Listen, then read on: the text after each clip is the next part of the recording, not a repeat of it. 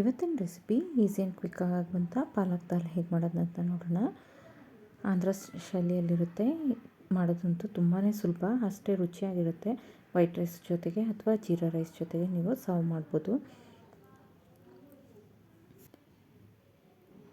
Easy and ಕ್ವಿಕ್ಕಾಗಿ ಮಾಡೋದು ಹೇಗೆ ಅಂತ ನೋಡೋಣ. ಇದ್ರ ಜೊತೆಗೆ ಹಪ್ಪಳ ಅಥವಾ ಏನೇ ಕರ್ದಿರೋಂಥ ಸಂಡಿಗೆ ಆದರೆ ತುಂಬಾ ರುಚಿಯಾಗಿರುತ್ತೆ. ಹಾಗೆ ಒಂದು ಪರ್ಫೆಕ್ಟ್ ಲಂಚ್ ಅಂತಲೇ ಹೇಳ್ಬೋದು. ಈಗ ಹೇಗೆ ಮಾಡೋದಂತ ನೋಡೋಣ. ಇದಕ್ಕೆ ನಾನಿಲ್ಲಿ ಒಂದು ಕಡಾಯಿ ತೊಗೊಂಡಿದ್ದೀನಿ. ಕಡಾಯಿಗೆ ಸ್ವಲ್ಪ ಎಣ್ಣೆ ಸೇರಿಸ್ಕೊಳ್ತಾ ಇದ್ದೀನಿ ನಾನು. ನಂತರ ಎಣ್ಣೆ ಸೇರಿಸಿ ಎಣ್ಣೆ ಬಿಸಿ ಆದ ನಂತರ ಇದಕ್ಕೆ ನಾನು ಸಾಸಿವೆನ ಮತ್ತು ಜೀರಿಗೆನ ಹಾಕ್ಕೊಳ್ತಾ ಇದ್ದೀನಿ. ಸಾಸಿವೆ ಜೀರಿಗೆ ಸಿಡಿದ ನಂತರ ಇದಕ್ಕೆ ಹಸಿರು ಮೆಣಸಿನ್ಕಾಯಿನ ಸೇರಿಸ್ಕೊಳ್ಳೋಣ. ಹಸಿರು ಮೆಣಸಿನ್ಕಾಯಿ ನಿಮ್ಮ ಖಾರಕ್ಕೆ ತಕ್ಕನಾಗಿ ಸೇರಿಸ್ಕೊಳ್ಳಿ. ಹಸಿರು ಮೆಣಸಿನ್ಕಾಯಿ ಬೇಡ ಅನ್ನೋರು ಖಾರದ ಪುಡಿ ಸಹ ಬಳಸ್ಕೊಳ್ಬೋದು. ನಂತರ ಇದಕ್ಕೆ ನಾನು ಒಂದು ಈರುಳ್ಳಿನ ಸಣ್ಣಕ್ಕೆ ಹೆಚ್ಚಿಟ್ಕೊಂಡಿದ್ದೀನಿ, ಅದನ್ನು ಸೇರಿಸ್ತಾ ಇದ್ದೀನಿ. ಈರುಳ್ಳಿ ಸ್ವಲ್ಪ ಕಲರ್ ಚೇಂಜ್ ಆಗೋವರೆಗೆ ಫ್ರೈ ಮಾಡ್ಕೊಳ್ಬೇಕು. ನೋಡಿ, ಈ ಥರ ಚೆನ್ನಾಗಿ ಫ್ರೈ ಮಾಡಿಕೊಟ್ಟು ನಂತರ ಇದಕ್ಕೆ ನಾನಿಲ್ಲಿ 2 ಟೊಮೆಟೊನ ಕಟ್ ಮಾಡಿ ಇಟ್ಕೊಂಡಿದ್ದೀನಿ. ಆ ಟೊಮೆಟೊನ ಸೇರಿಸ್ಕೊಳ್ತಾ ಇದ್ದೀನಿ. ಚಿಕ್ಕದಾದರೆ 2 ಟೊಮೆಟೊ ತೊಗೊಳ್ಳಿ, ಅಥವಾ ದೊಡ್ಡದಾಯಿತು ಅಂದರೆ ಒಂದೇ ಟೊಮೆಟೊ ಸಾಕಾಗುತ್ತೆ. ಟೊಮೆಟೊ ಚೆನ್ನಾಗಿ ಸಾಫ್ಟ್ ಆಗಬೇಕು, ಅಲ್ಲಿ ತನಕ ಬೇಯಿಸ್ಕೊಳ್ಬೇಕಾಗುತ್ತೆ. ಹಾಗೆ ಸ್ವಲ್ಪ ಉಪ್ಪು ಸೇರಿಸೋದ್ರಿಂದ ಟೊಮೆಟೊ ಬೇಗ ಬೇಯುತ್ತೆ. ನಂತರ ಸ್ವಲ್ಪ ಅರಿಶಿನ ಅನ್ನೋದನ್ನು ಸೇರಿಸ್ಕೊಳ್ತಾ ಇದ್ದೀನಿ ನಾನು. ಅರಿಶಿನ ಸೇರಿಸೋದ್ರಿಂದನೂ ಸಹ ಅಷ್ಟೇ ಬೇಗನೆ ಸಾಫ್ಟ್ ಆಗುತ್ತೆ ಈರುಳ್ಳಿ ಮತ್ತು ಟೊಮೆಟೊ. ಇದಿಷ್ಟು ಚೆನ್ನಾಗಿ ಫ್ರೈ ಮಾಡಿಕೊಡೋಣ. ಇದಿಷ್ಟು ಫ್ರೈ ಮಾಡಿದ್ದಾಗೆ ನಂತರ ಇದಕ್ಕೆ ಬೇರೆ ಇಂಗ್ರೀಡಿಯೆಂಟ್ಸ್ ಇದೆಲ್ಲ ಚೆನ್ನಾಗಿ ಸಾಫ್ಟ್ ಆಗಬೇಕು. ನಂತರ ಇದಕ್ಕೆ ನಾನು ನೀಟಾಗಿ ತೊಳೆದು ಕಟ್ ಮಾಡಿ ಇಟ್ಕೊಂಡಿರೋಂಥ ಪಾಲಕ್ ಸೊಪ್ಪನ್ನು ಸೇರಿಸ್ಕೊಳ್ತಾ ಇದ್ದೀನಿ. ಪಾಲಕ್ ಸೊಪ್ಪು ರಿಚ್ ಇನ್ ಐರನ್ ಕಂಟೆಂಟ್, ತುಂಬಾ ಒಳ್ಳೆಯದು. ಮಕ್ಕಳಿಗೂ ಸಹ ಅಷ್ಟೇ, ದೊಡ್ಡವರಿಗೂ ಅಷ್ಟೇ.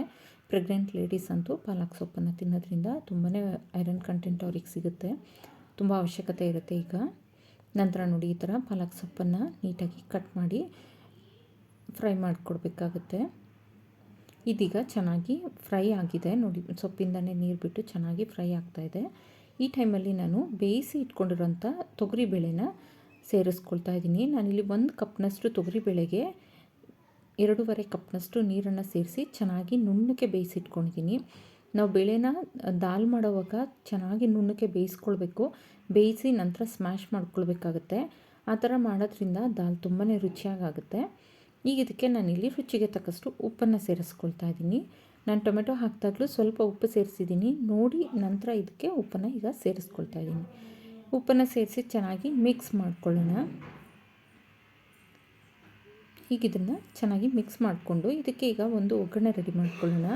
ಇದು ಸೊಪ್ಪು ಮತ್ತು ಬೇಳೆ ಎಲ್ಲ ಚೆನ್ನಾಗಿ ಕುದೀತಾ ಇರಲಿ. ನಂತರ ಇದಕ್ಕೆ ಒಗ್ಗರಣೆ ರೆಡಿ ಮಾಡ್ಕೊಳ್ಳೋಣ.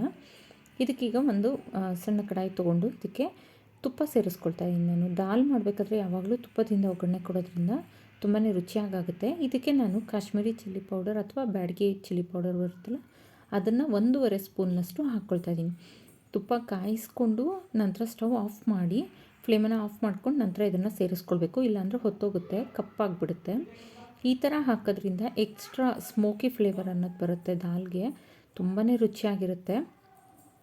ಈ ಥರ ಹಾಕೋದ್ರಿಂದ ನೋಡಿ, ಈ ಥರ ಚೆನ್ನಾಗಿ ಮಿಕ್ಸ್ ಮಾಡಿಕೊಡ್ಬೇಕು.